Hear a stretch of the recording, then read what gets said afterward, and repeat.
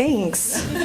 I was told to hold the mic this close to my face. Hi, Chicago. I'm Carly.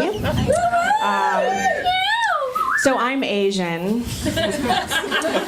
And being Asian is the best minority to be.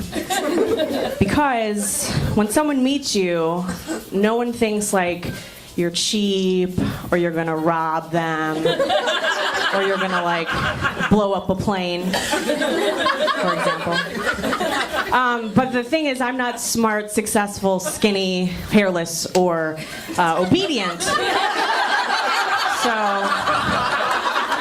So it's only cool with racist strangers.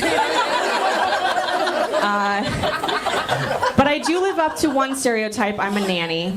And if you think of your typical nanny, you have like a British person that comes into your house to teach you how to raise your children, or like a deadbeat dad who's a cross-dresser who has an unbelievable name, or immigrants. So that means, of course, I watch a white baby. She's blonde and adorable. But every time we're out, someone will come up to us and be like, "Your daughter is so cute." And I'm like, "Oh, thank you so much." I know. Her parents finally stopped looking for her like last month. And, because, you know, those Amber Alerts are like they're really hard to get around. And then at that point, she's always like, "I want my mommy." And I'm like, "I told you I'm your mom now." So we'll see you guys at the park, because the weather's getting so much nicer. It kind of sucks sometimes being an Asian going out to eat. If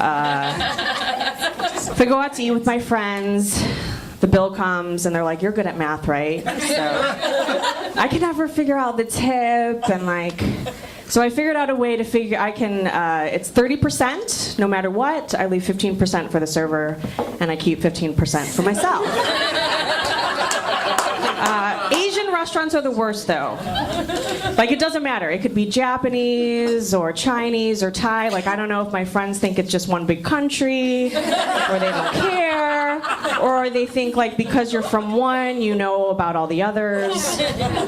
But inevitably, I'm with a friend who's like, "Is there like MSG in this? Do they have brown rice? Because I'm like trying to be healthy."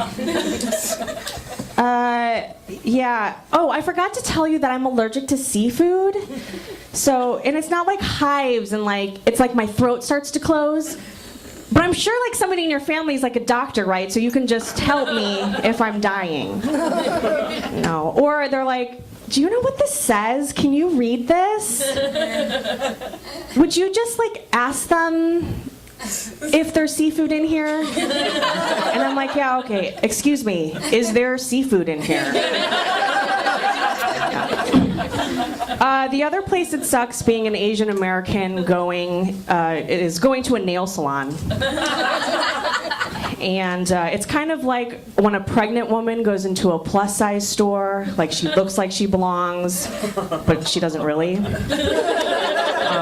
I don't like the chit-chat at the nail salon. And so if you're getting your nails done, it's usually by some Asian ladies, and they always want to know where I'm from. So I tell them I'm Japanese, and the conversation ends. And if you need a world history lesson, here it is. Japan was not that cool in the 40s. They kind of were like allies with the Germans, and they wanted to take over the world. And there was that thing called Pearl Harbor. I don't know, maybe that's ringing a bell. But then the United States decided to drop 2 A-bombs on them, so that pretty much put a stop to that. So now when the nail techs ask me where I'm from, I just tell them North Korea.